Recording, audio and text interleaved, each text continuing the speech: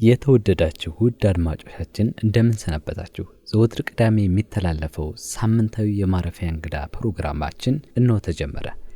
ባሳለፍነው ሳምንት የማረፊያ እንግዳ መሰናዷችን ከአርቲስት ዘላለም ይታገሱ ጋር የክፍል 2 ቆይታ አድርገን ነበር። እነሆ ዛሬም ሳምንቱን ጠብቀን ክፍል 3ን ማለትም የመጨረሻውን ክፍል ይዘንላችሁ ቀረብን። ቅዳሜን የዋጀ ጥሩ ቆይታ ይኖረናል። እስከ ዝግጅታችን ፍጻሜ ድረስ አብራችሁን ቆዩ። እንዲህ በጣም መጥፎ የሚባሉ ገጸ ባህሪያቶችን እንዴት ነው የምትረዳቸው አንተ? እኔ የምረዳቸው ገልብጬ ነው። አንድ ለአክቲንግ ይመቻሉ። ለአክቲንግ በጣም ይመቹት ለአክቲንግ። ከዛ መንገድ ላይ ክፉ ወሬ ብዙ ጊዜ ይረዝማል። ኖርማል ህይወታችን ውስጥ አይደል ክፉ ወሬ ረጅም ይወራል። ሀሳብ የሚሰጥ ሰው ይበዛል። መልካም ወሬ ትንሽ ነች። ፍቅር ስልችት ይላል ቴሌቪዥን። አሁን ለምሳሌ ሰው ለሰው ላይ ያስናቀ ፓርቲ ሲመጣ የሆነ ከተማ ጸጥ ይላል። ቤቱ መጠጥ ቤቱ ነቃ ደንገጥ ጸጥ አዝ ማሽንም ያጠፋል ምንም ይታዝ የለም። ማነ ሲንግል ሚል የለም ሲመጣ። ልክ እሱ ወጥቶ የፍቅር ፓርት መጥቶ የኔ ፍቅር የሚባባልበት ሲመጣ ተርመስመስመስመስመስመስ ይላል። አያ የሆነ ኢፌክት ነው። ኮዝ አንፈልግም፣ ኢፌክት እንፈልጋለን። መንገድ ላይ ምን ሰዎች የተጨቃጨቁ ቶሎ ታልተደባደቡ ባክቷቸው እነዚህ ዝም ብለው አረምት ሄደው ዝም ብለው ናቸው እነዚህ ብለት ይላል። የሆነ ድብድብ እንፈልጋለን፣ የሆነ መልስ እንፈልጋለን። ገብቷል። ሶ እነሱ አንደኛ አምነውብኝ ነው የሚሰጡኝ። ሁለት ደግሞ እነዚህ ገጸ ባህሪዎች እንትን ካራክተር አናሊሲስ ለመስራት ሩቅ ናቸው፣ ያሰሩሃል።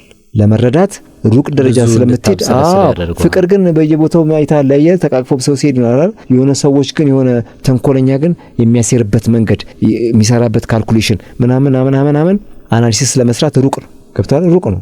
ስለዚህ የምረዳባቸው መንገድ ምንድነው? አንደኛ አምነውብኝ ነው የሚሰጡኝ። ሁለት ደግሞ የመታየት ቅርጹ ከፍ ይላል።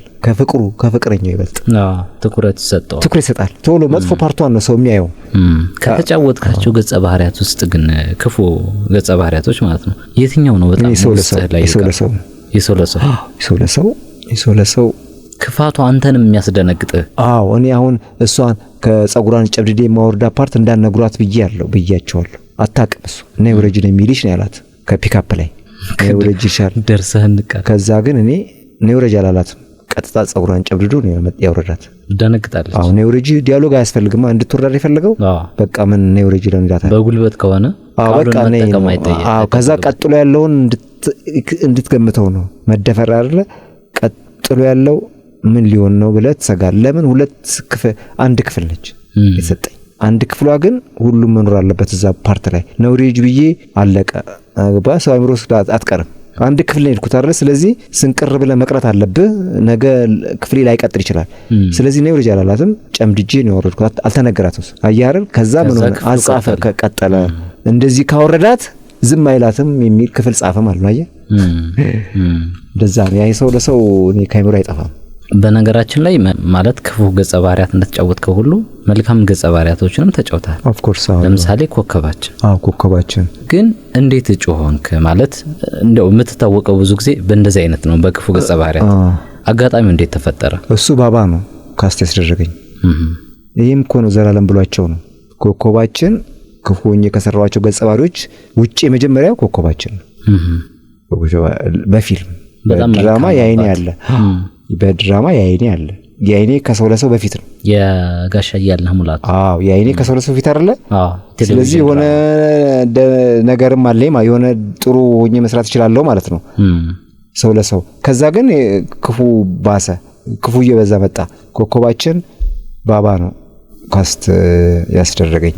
በዚህ ቅርጽ የሚያሳዝን ገጸ ባህሪ ነው፣ ጥሩ ገጸ ባህሪ ነው እሱ።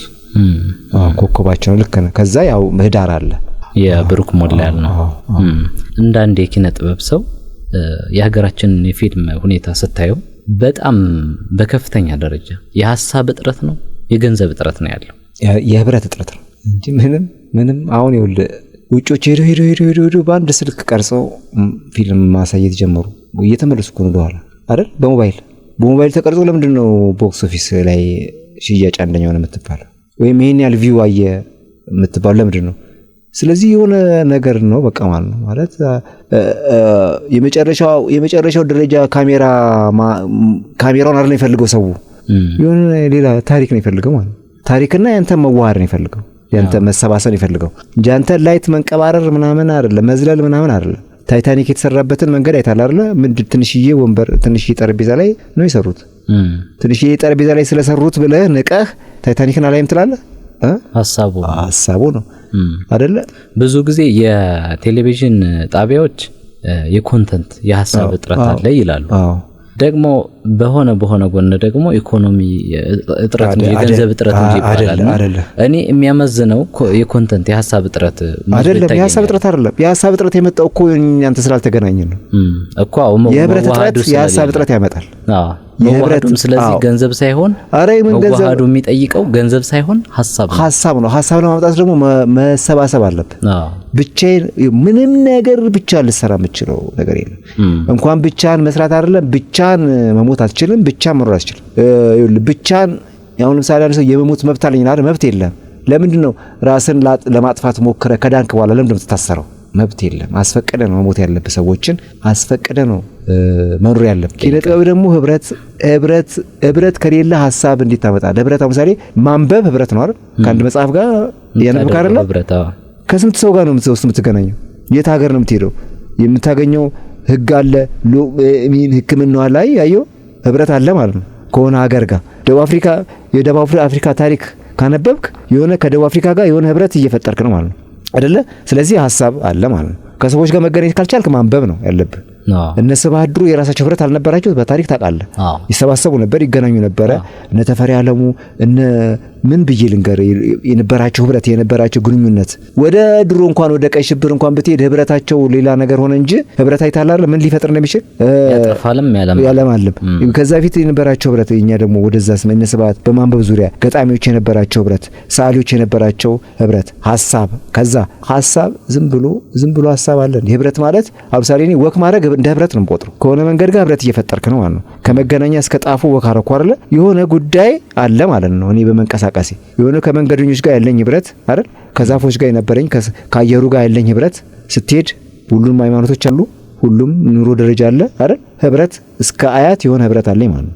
ስለዚህ ዞር ስል የሆነ ሐሳብ መጣ ማለት ነው። ብቻን ታፍነህ ሐሳብ በምንም ታምር አይመጣም። ሚዲያዎች የገንዘብ እጥረት ይላል። የመጀመሪያው የህብረት እጥረት ነው። ብዙ ዓለም የተቀየሩበትን ህብረት ዳቪንቺ እኮ ለፈጠራ ያለው ትጋት ያለው ህብረት አየው አይደለ? ኤዲሰን 99 ጊዜ ሞክሩ ምናምን ይላል አይደለ? ህብረት ነበረው እንትን ውስጥ ስራው ፈጠራ ስራ ላይ ህብረት ነበረው እንጂ በመጀመሪያው በሶስተኛው ያቋርጣል ነበረ። አየው አይደል? ከውድቀት ጋር ወደቀ 1000 ጊዜ 99 ጊዜ ሞክሩ ይላል አይደል? እሱ የነበረው 99 ከሞከረው ጋር አይደለም ካልሞከረው ጋር ነበር ህብረቱ። ህብረት ማለት ይሄ ነው። የኛም የኪነ ጥበብ ብቻ አይደለም እኮ ነገር ህብረት ማለት ዲዛይነሩ፣ ቀራጺው፣ ሰዓሊው፣ ቀለም ቀቢው፣ አትክልተኛው ምናምን ሁሉም ተገናኝተው እንደ ዘላለም የሚታገሱ ለኪነ ጥበብ ስትል የተውከው ነገር አለ? ለኪነ ጥበብ ስል ቤተሰብ እየጎዳው ነው። ማሻሻል ያልቻልኩት ነገር ይሄ ነው። ቤተሰብ ለሰዎች በጣም ነው የሚከብድ ማስረዳት። ብዙ ሰው ለኪነ ጥበብ በመውደድ ነው። ኪነ ጥበቡን በመውደዴ ዋጋ እያስከፈልኳቸው ነው እነሱን። ይሄ ነገር ማደግ አለበት። በሌላ ገቢዎች። ውድ አድማጮቻችን እያደመጣችሁ የምትገኙት የማረፊያ እንግዳ ፕሮግራማችን ነው። የዛሬ እንግዳችን ደግሞ አርቲስት ዘላለም ይታገሱ ነው። አብራችሁን ሆኑ። የሆነ ጊዜ መጽሐፍ እያዘጋጀሁ ነው ስትል ሰማሁና እንዴት ሆነ? ምን ላይ ደረሰ? ምን አይነት ይዘት ያለው ነው? እሱ የራሴ ነው። የራሴ ከዚህ ፊት ያሉ ሰዎች አንዳንድ ሰው ሲያወሩ እከሌ በአንድ ወቅት እንዲህ ብሎ ይላል አይደል? ሁሌ ማጣቀሻዎቻችን ለምን የውጭ ደራሲዎች ይሆናሉ? ለምንድን ነው የሚሆኑት? ለምንድን ነው በአንድ ወቅት እንትና ደጃዝማች እንትና ለምን አትልም? ለምንድን ነው እነ ሀብተ ጊዮርጊስ ድንግዴ በአንድ ወቅት እንዲህ ብለው ለምን አትልም? ለምንድን ነው ሁልጊዜ ሶቅራጥስና ፕሌቶ የምትለው? ብዙ ሰዎች ፕሌቶ በአንድ ወቅት ይለዋል። ለምንድን ነው አሁን ለምሳሌ ሀብተ ጊዮርጊስ ድንግዴ እኔ ሰው እያስተዳደርኩኝ በመኪና አልሄድም በእግሬ ነው ይለዋል ነበር። እኔ ከዛ ደግሞ የንጉሳውያን ቤተሰብ ልጆች ለምንድን ነው እነሱ ብቻ የሚማሩት? ለምንድን ነው እኛ ማን ማር ብለው ጸው አስነስተዋል። እነሱ የማታ ትምህርት ያስጀምሩት ሀብተ ጊዮርጊስ ድንግዴ ናቸው። ገብተዋል አይደል? የማታ ትምህርት የሚባለውን ማታም ቢሆን እንማር ብለው የማታ ትምህርት ገብተዋል። አየህ ደስ አይልም? መማር አለብኝ ይለዋል። ብዙ ሰዎች አሉ አገራችን ሌላ ማጣቀስ የለብህም። የዛሬ 300 ዓመት 400 ዓመት የተባለ ፍልስፍና ለምን ትጠቅሳለህ አንተ? ገብቷል አይደል? ስለዚህ አገራችን ውስጥ ያሉ ሰዎች ያሏቸው ፋክትም የሆኑ ነገሮች እነሱን እያዘጋጁ ነው ያሏቸው ስብስቦች። ለምንድን ነው ሁሌ ሶቅራጥስ ሁሌ ፕሌቶ ይላል ሁሌ ምናምን አይደለ? ብዛት ሳትሄድ እዚህ ለምንድን ነው ዘራ ያዕቆብ እንዲህ ብሎ ለምን አትልም? እሱም ብቻ ነው ተደራጅቶ ያለ መቅረብም ጭምር ነው ነገር እኮ ይሄ ነው። እሱም ብቻ ነው አትልም? ለምንድን ነው ለልጄ ሶቅራጥስ በአንድ ወቅት ለምን ላታለው ሶቅራጥስን እሷ ሰርች አርጋ ታገኝ ወደፊት አይደለ? አያገባኝም እኔ ስለ ሶቅራጥስና ስለ ፕሌቶ። መጀመሪያ እዚህ ሀገር ውስጥ ያሉት ነገሮች ካወቀች እሷ ሀገር ውስጥ ያሉት ነገሮች እኔ ከሰጠኋት ውጮቹን ስለ ውጮቹ ይሁን ቤት ውስጥ ካልሰጣቸው በነገራችን ላይ ውጭ ማንም አይሰጣቸው። ውጭታ መጽሐፍ አገላብጣ ቴክኖሎጂ ብዙ አለ ስለ ሶቅራጥስ ታንበብ ገብቷል። መጀመሪያ ግን እዚህ እኔ ጎረቤት ያሉት ተረት አለ እሳቸው ያሉት ተረት አለ ተረትና ምሳሌዎቻችን አሉ። አሁን ላይ ተረትና ምሳሌ በመጽሐፍ ደረጃ የምታገኘው የወላይታ ተረትና ምሳሌና የአማርኛ ነው የምታገኘው። አሁን ምሳሌ እኔ የኦሮምኛ ተረትና ምሳሌ ቢደራጅ ደስ ይለኛል። የኦሮምኛ ተረትና ምሳሌ ስታልፍ የሆኑ አባቶች በኦሮምኛ የሆነ ነገር ይሏል አንተ አልሰማ መክረውሃል እኮ አይደለ? አላርፋለች ጣት ምን ጠንቁላ ትመጣለች አሉ አይደለ ብለው አለፉ። ካልባነንክ አለቀል የቆጡና ወርድ በላይ ብቷን ጣለች ብለው አለፉ የሆነ ሰው ይያርል አየህ ባንድ እንትን መከሩ ማለት ነው። ስለዚህ የወላይትኛ እንደ ተረትና ምሳሌ አለ መዝገበ ቃላቶች የአማርኛ አሉ ኦሮምኛ ውስጥ ሪች ነው ወላይትኛ ውስጥ ሪች ነው አያር ወላይታ እንትኑ ደቡብ ውስጥ ሪች ነው ተረትና ምሳሌ ቢሰባሰቡ ገብቷል አይደል? የሚሆነው አባቶች የሆነች ነገር ይሏል። ያ አሁን ያዘጋጀው ነው። እንደዚህ ይሄን ነው ሐሳቦቼ እኔ ይሄን ነው እንደዛ ነው። የሆነ ቦታ እንደውም አሁን ስታነሳ ስለ ሀገራችን ሰዎች በጣም የምትወዳቸውን 3 የሀገራችን ማሪ ጥቀስ ተብለ አንደኛ ምኒልክ፣ ሁለተኛ ምኒልክ፣ ሶስተኛ ምኒልክ ነው ያልከው። ምክንያት ምንድን ነበር? ምክንያቴ እኔ የሚያስቀጥል ሰው ደስ ይለኛል። የሚያስቀጥል የሆነ ጉዳይን የሚያስቀጥል ውጮች ስላስቀጠሉ ነው እዚህ ደረጃ ይረሱ ስላስቀጥሉ ማለት የሆነ ሰው የጀመረውን ለምንድን ነው ድርምስ ምታ ይሄ ስቱዲዮን አየሁት አይደለ? ይሄን ስቱዲዮ እነዚህ ይሄንን አቀማመጥ ማስቀጠል ይሄንን ስርዓት ማስቀጠል ምን የሆነ ነገር ጨመረ ማለት ለምንድን ነው ድምጥመጥ የምታደርገው? ድምጥፈጥ ለምታደርገው ጥፍጥፍ ታደርገዋል። አጼ ምኒልክ አጼ ቴዎድሮስ እደ ጥበብ በጣም ነበር የሚወዱት። እደ ጥበብ ኢንዱስትሪ የምትባለው ነገር በጣም ነው የሚወዱት። ወንዝ ድረስ እየወረዱ ያዩ ነበር ጀርባ እንዲሰራ የሆነ ነገር እንዲሰራ የሆነ ኢንዱስትሪ የሆነ ነገር ገብቷል ሃንድሜድ የሆነ ነገር የኛ የምንለው ነገር እንዲሰራ ይፈልጉ ነበር እሳቸው። እጅ ሰዓትም ለመስራት ሞክረዋል። ቻይና ኢንዱስትሪ መንደርን በማስቀጠሏ ነው እዚህ ደረጃ ደረሰችው። መንግስት ለኢንዱስትሪ መንደር በጣም ገዛ ያደርጋል። የሆነ ነገር መስራት መቻል ማለት ነው። የሆነ ልጅ ብቻውን ቁጭ ብሎ በሆነች ነገር መስራት ማለት ነው። እሱን ያስቀጥላሉ። ከዛ አጼ ምኒልክ ሰራተኛ ሰፈር አይታል። ሰራተኛ ሸክላ ሰሪ ቆዳ ፋቂ ብለ ከተሳደብክ ትታሰር ነበር። ቅጣት ነበር። ታውቃለህ ይሄን አይደል? ቅጣት እንደነበረው የቀጥቃጭ ልጅ ብካል ቅጣት ነበረው። አየ እነዚህ ሰራተኛ ሰፈር ሰራተኞች የሆነ የፈጠራ ስራ የሚሰሩ ሰዎችን በጣም ነበር አፕሪሺየት የሚያደርጉት። ቆዳ ፋቂ ቤተ መንግስቱ የአጼ ምኒልክ ቤተ መንግስት የተሰራበትን መንገድ አሁን አይተዋል። እንዴት ማን ነው የሚሰራው? የሀገራችን ሰዎች አይሰሩት እንዴ? ያን ጠፍር ያን ወንበር ያን ሰራተኛ ሰፈር የተባለው ሰራተኞች በቃ ሰራተኛ ሰርቶተኛ ነው እኮ አይደል? እነዚህ እነሱ ከዛ በኋላ የሉ። ከዛ በኋላ ከአጼ ኃይለ ሥላሴ በኋላ እነዛ እየጠፉ መጡ። እደ ጥበብ ያለ የለም እየጠፋ መጣ። ኢትዮጵያ እኔ መመኘው ነው ከሱ ውጭ ምንም ግሮዝ ልናመጣ አንችልም። ከሱ ውጭ እሱ ወደዛ ተመልሰን እነሱን ካላመጣን ከዛ መንጌ ጋር ሳልረሳው መንጌ ወርሳ ካኪ ግዴታ እንዲሆን አልነበር ካኪ መልበስ። ከዛ በኃይለ ሥላሴ እኮ 34 ፋብሪካዎች ነበሩ። ፋብሪካ ብቻ ብርጭቆ ጠርሙስ ፋብሪካ ምናምን የምትላቸው ወደ 34 ፋብሪካዎች ነበሩ። ብርድ ልብስ ፋብሪካ፣ ቃጫ ፋብሪካ፣ ሚስማር ፋብሪካ ይኸውልህ በቃ እነዚህ ኢንዱስትሪዎች ቢቀጥሉ እስካሁን የት እንደርስ ነበር ማለት ነው። ወደ ሺህ ምኖች እንደርስ ነበር ማለት ነው። እሱስ ነበር የኛ ነገሮች። ቃጫ ፋብሪካ፣ ስጋጃ አሁን ምንጣፍ ስጋጃ ፈረንጆች ሲመጡ ስጋጃ ያለበት ሪዞርት ነው የሚያድሩት። በእውነት በጣም ውድ ገብቷል አይደል? ይሄን ለምንድነው ማናሰፋው? ይሄ 1 ሚሊዮን ነገሮችን። ስለዚህ ሚኒሊክ ጋር መጣል ለምንድነው ሞተዋል ተብሎ 6 ዓመት መሞታቸው እንዳይነገር የተባለው? ለምንድነው የሆነ ችግር ተፈጠራለች ተብሎ አይደል? ሚኒሊክ ፐርሰናሊ ሰው ፐርሰናሊ እና ለብቻ የሰሩትን ሲያስቀጥሉ የነበሩትን ነገር ታያላር። የሆነ ሰውን እኮ ልጠላው ፓርት አለ አይደል? ግን ስትል የሆነ ፓርት ደግሞ አለ። እሳቸው ይሄ ነገር የሆነ ፈጠራ ስራ ላይ 1 ሚሊዮን ነገር የራሳችን የሆነ ነገር ላይ ያላቸው ልክ እንደ አፄ ቴዎድሮስ ማለት ነው የነበራቸው ነገር ላይ ምን ሲከናወን እንደነበረ ምን ሲካሄድ እንደነበረ እነዛ ነገሮች ቢቀጥሉ ብዬ አስባለሁ። እንደው መልካም አጋጣሚዎችን ብቻ ሳይሆን አንዳንድ የሚያስተምሩ አጋጣሚዎችን ማንሳት ስላለብን የሆነ ጊዜ በጣም ታመህ ሆስፒታል ገብተህ የተፈጠረ ነገር አለና እሷን ባጭሩ ማንሳት እስኪ። ህመም ነበረ፣ ታሜ ነበር፣ ሆስፒታል ገብቼ ነበር ሚኒሊክ። ይኸውልህ እንደዛ ነው እድል ፈጣሪ። አሁን ለምሳሌ በእድል አላምንም። ፈጣሪ የቀን እድሎች ነው የሚሰጥህ። ፈጣሪ ማቴሪያል አይሰጥም፣ ቀኖች ይሰጥና እነዛ ቀኖችን ወደ ምትፈልገው ነገር የመንዘር ቻንሱ ያለ አንተ ነው። እድል ሰው አይሰጥም። እኔ ቀኖች ናቸው እድል ብዬ የማስባቸው። ቀኖች ጠዋት ሰጠ፣ ከዛ ደግሞ ከሰዓትን ይሰጣል። አያር ከነምናምን ከነኮተትህ ከነምናምን ሳሰራ ማለት ለሱ ምንም ገቢ ሳታስገባ ላንተ ግን የሆነ ቀኖችን የሚደል ይሰጣል። ሰዓት ብቻ ቀን እድል ይሰጣል። ከዛ ያነሰ ደግሞ ሰዓቷ እያመጣ ከ7 ሰዓት ሰጣ አይደለ? 7 ሰዓት ወደ 8 እስክትሄድ ያሉ ደግሞ እንትኖችም ተጠቀመው አንተ ነው። ቀኑን ተጠቃሚ አድርገኝ ነው የሚሉት አባቶች። ቀኑን ተጠቃሚ አመቱ ተጠቃሚ አድርገኝ አይደለ? እድሜ ተጠቃሚ አድርገኝ ያልክ ደግሞ ትሄዳለህ ማለት። ስለዚህ እኔ አሁን ያለው ነገር ማጠቃለያ ማሰሪያ የተሰራው ሆስፒታል ነው።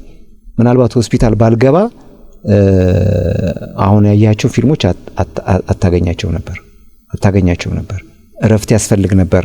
መታሰርና መታመም እረፍት ራስህን የምትገመገምበት ከማጋን ያለሁት ህይወት ምን አይነት ህይወት ነው እየመራው ያለሁት፣ ምን እየሰራው ነው ያለሁት። ከዛ እኔ ላይ ደረሰው ህመም የተከሰተው ለምንድን ነው? ከዛ በእርግጥ እነዛ ሰው ሌሎች ጓደኞቼ እኔ አብሮ አደግ ወደ 8 9 10 አልቀዋል፣ ሞተዋል በተለያየ ጸብ በተለያየ ምክንያት። አንዱም አካሉ አንዱም ሰው እኔ ስለሆንኩ ማለት ነው። ከዛ እኔ አለሁ እኔ ሆስፒታል ገባሁ። እኔ ሆስፒታል ስገባ ኦኬ እፈልጋለሁ ማለት ነው። ለሆነ ጉዳይ እፈልጋለሁ ማለት ነው። ለሆነ ጉዳይ ማለት ያልሰራሁት አለ። ይሄ ዱርዬነቱ ጸቡ ምናምኑ እንዳለው ሆኖ ግን ከዛ ውስጥ ደግሞ እግዚአብሔር ደግሞ የሆነ ያየው ነገር አለ ማለት ነው። ማስቀጠል የፈለገው ነገር አለ ማለት ነው። ከዛ የመጀመሪያ ያመንኩት ምንድነው እኔ መታመም የሌለብኝ ሰው ለምን ታመምኩ አይደለም ያልኩት። ገብቶሃል አይደል? መታመምም ይሄ ኦፖርቹኒቲ መስጠት አይገባም ነበር ነው። እኔ አየህ መዳን የጀመርኩ ለዛ ነው።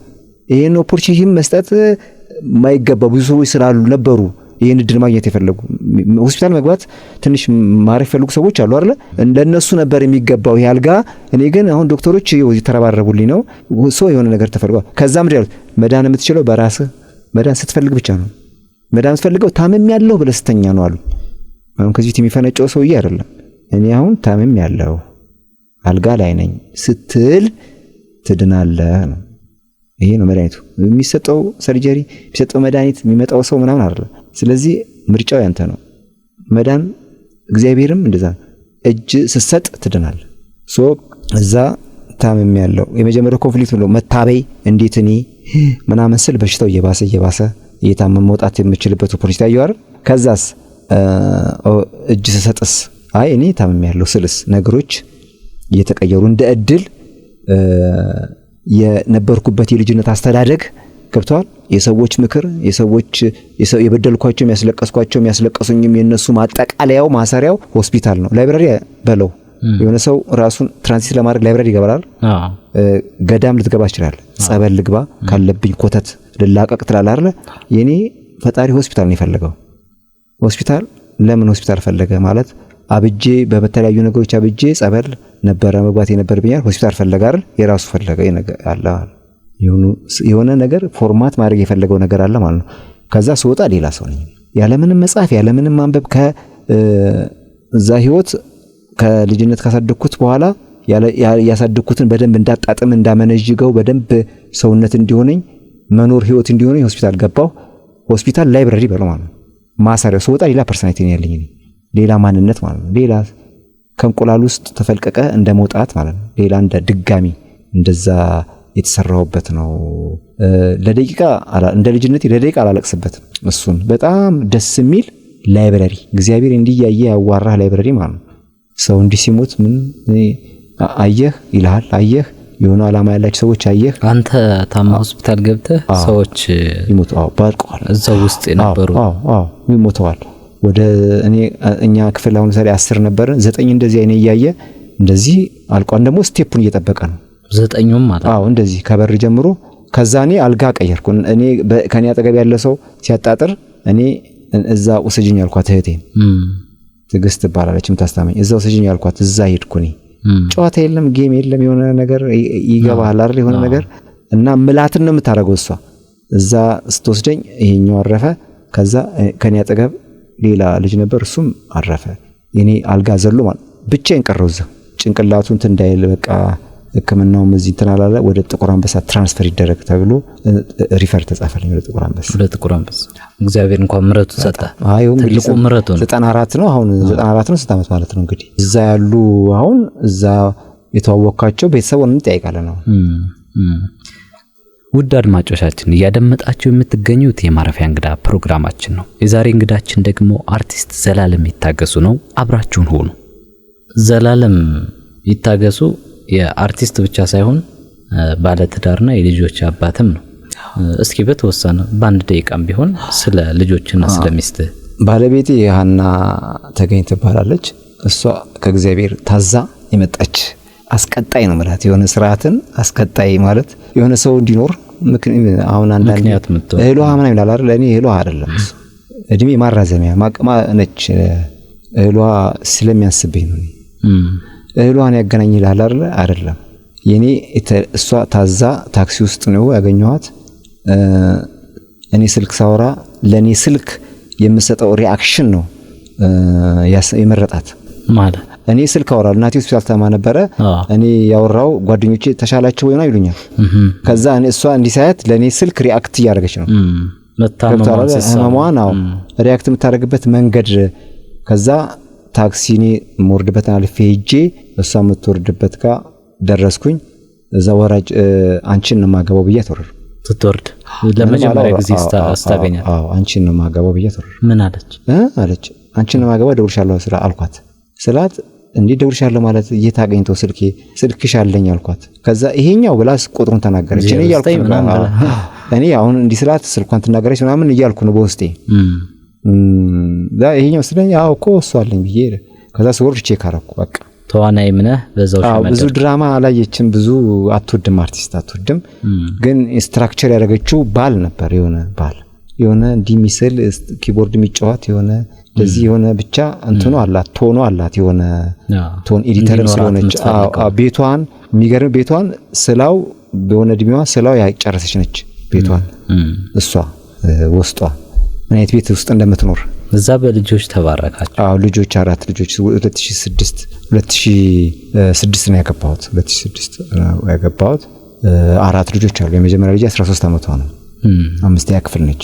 በአምላክ በእምነት ትባላለች። በእምነት ዘላለም ይታገሱ። ሁለተኛዋ በአምላክ ዘላለም ይታገሱ። ሶስተኛ ወንድ ነው ቤኒኤል ዘላለም ይታገሱ ይባላል። ሴት አለች ወደ እንግዲህ ወደ 3 ዓመት እየሄደች ነው አሁን። ማመን ትባላለች። ጥሩ አባት ነው ትባላለህ። ከራስህ በላይ ልጆችን በደንብ በስርዓት ለማሳደግ ይሞክራል ትባላለህና እንዴት ነው ልጆች? አሁን እኔ ሞግዚት ነው ብዬ ነው የማስበው። የሌላውን ወላጅ እኔ አባት አይደለም፣ እኔ ወላጅ ነኝ። ሌላው እንደፈለገ ሊተረጉም ይችላል። ወላጅና አባት ለይቻቸዋለሁ። እኔ አባት ፈጣሪ ነው፣ እኔ ወላጅ ነኝ። መምጫ ምክንያቱ ነው እሱ ስለማይወልድ ምክንያት ነው እኔ ወንኩት ለልጆች። ከዛ እሱ ትችላለህ ብሎ ነው የሰጠኝ። ትችላለህ ማለት የመጀመሪያው መውለድ መቻል አይደለ ሀብት፣ ማሳደግ እና ልጅ ማግኘት አይደለም። መውለድ መቻል ነው ሀብት። ዘር አለው ማለት አይደል? መውለድ ይችላል ማለት ባለቤት መውለድ ይችላለች። በቃ ልጅ ሰጥቷል አይደል? መውለድ መቻል አይደል የመጀመሪያው። ማሳደግ በጣም ተራ ያንስብኛል። ለማሳደግ ማልቀስ ተራ ይሆንብኛል። ማለት መውለድንስ ልጅን የሚያል ነገር ቤት 9 ወር አስቆይቶ ሚስት ወለደች አይደለ? ከዛ ማንም ሊያደርግልህ አይችልም። ይሄንን ነው ቤት ውስጥ ብቻን ነበርክ፣ ማንም ሊያደርግልህ አይችልም። ማንም ቢሊየነር ሊያደርግልህ አይችልም። ይሄን ይችላል አይችልም። ሰጠህ። ከዛ ለወተት አላለቅስም እኔ አይደል ትችላለህ ብሎ ልጅ ቤት ውስጥ መጣ ጤነኛ ልጅ ከዛ በኋላ ለዳይፐር አላለቅስም እኔ አላለቅስም ለዳይፐር ለወተት አላለቅስም እኔ አጣው ብዬ ሰጥቶኛል ትችላለህ አይደል ከዛ ሰዓት ጀምሮ እቺንን ነገር ጠብቀ አስረከበኝ ነው ያለው ጠብቀ ነው ማሳደግ አይደለም ያለው ማሳደግ እሱ ነው መጠበቅ ደግሞ ነው ሰው ምንድነው የሚሰጠኝን ገንዘብ ጠብቄ ምንድነው ለልጅቷ ማድረግ ነው ኃላፊነት መወጣት ማለት ነው አይደል ከዛ የዚህን አወጣጥ የዚህን አደራ አቀባበልን ሲያይ ይደገምላል ሌላ መደገም ደግሞ ስለ በልዩ ቅርጽ ነው የሚደገመው ለምሳሌ እኔ ማታ ነው የምትልጅ ምናምን ብዬ ነው የምወጣው እኔ አራቱም ልጆች በአንድ ሰዓት ነው የተወለዱት አራቱም ነው የምነግርህ ማታ በተመሳሳይ 3:30 4 ሰዓት ነው የተወለዱት በተመሳሳይ ሰዓት አንድ ነርስ ነች ያወራደቻቸው እኔ ፈጣሪ አምላኬ ሰው ፊት እንድቆም ሰው ፊት እንድቆም አይፈልግም ልጁ አይደል እንዳለቅስ አይፈልግም አይደል የዚህ ባህሪ ስለሌለኝ ነው እኔ አልችልም መቆም ማልቀስ አልችልም እኔ ቸገሬ ብዬ ማልቀስ